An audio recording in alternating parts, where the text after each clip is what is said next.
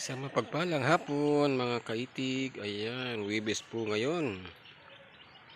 May 8, 2025.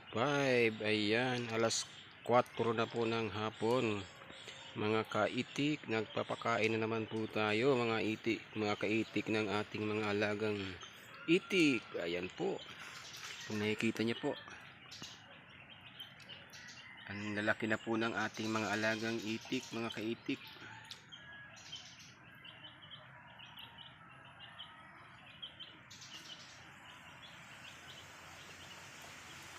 Ayan, isang mapagpalang hapon sa lahat po, lalo na po sa ating mga kababayan mula Luzon, Visayas at Mindanao. Ayan. At ganoon na rin po sa ating mga kababayang OFW. Saan man dako ng mundo, lalo na dyan sa Middle East, ang mapagpalang hapon. Ayan. Kamusta-musta po? Alas 11 na po dyan sa inyo. Kamusta-musta?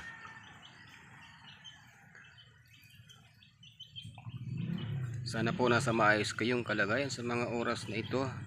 Ayan nga po, nagpapakain po ako ng aking mga alagang itik. Ayan po. Malalaki na po yung ating mga alagang itik, mga kaitik. Ayan. Kung nakikita niyo po.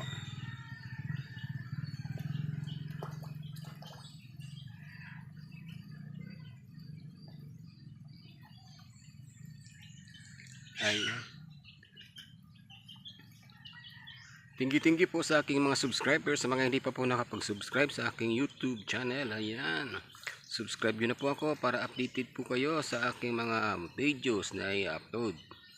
Ayan. At kung maaari po, i-share na rin po ninyo.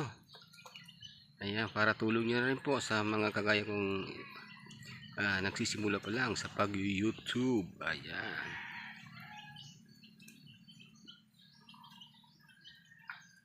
Ayan, sige na po. Sana po nagustuhan nyo ang aking maiksing video. Salamat po sa mga hindi pa po nakapag-subscribe.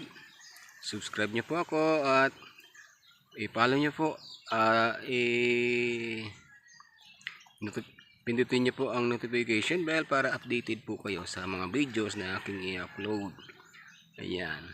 At syempre po, pa-like and share naman po. Salamat. God bless po. Ingat po tayo palagi. God bless po. Bye-bye. Salamat. Bye-bye po.